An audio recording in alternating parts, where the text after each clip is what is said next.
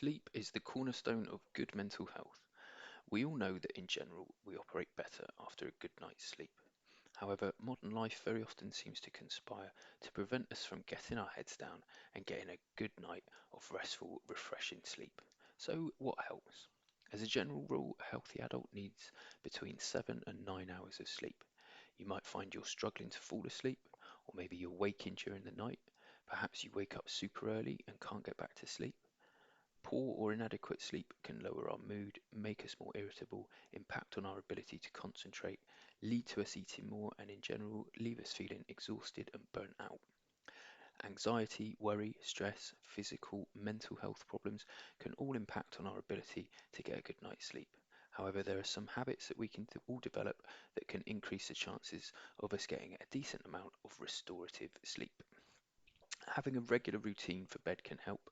So, starting your wind down at the same time every evening, going to bed around the same time every night, including on the weekends. Our bodies like routine and predictability. Avoid electronic devices for an hour before going to bed. We all know this. Don't take your phone to bed with you. Buy an old school alarm clock and leave your phone on silent in a different room in the house. This means that if you do wake up in the night, you're less likely to have a quick glance at your phone and end up doom scrolling until 5 o'clock in the morning. Try listening to a podcast or sleep specific soundtracks like rain sound and drone music, and set aside some time before bed to make a to do list for the next day. Journaling your worries can help to reframe unhelpful thoughts and make it less likely that you will lie awake ruminating and analysing the anxieties and stresses of the day. Review your sleep environment. Keeping your bedroom quiet, dark, and cool is generally best, although, of course, you have to do what works best for you. If your housemates are noisy, try some earplugs and hang up some black material to block out the early sun. And in case I forgot to mention it, keep your phone out of your room. Try adjusting the temperature. According to the Sleep Foundation, the optimum room temperature is somewhere around 18 degrees centigrade.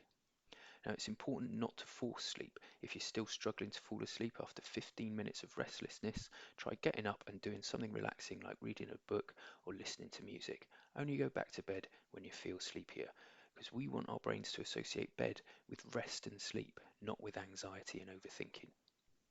Diet and exercise can help too. Avoid eating for 2 to 4 hours before bed if you can.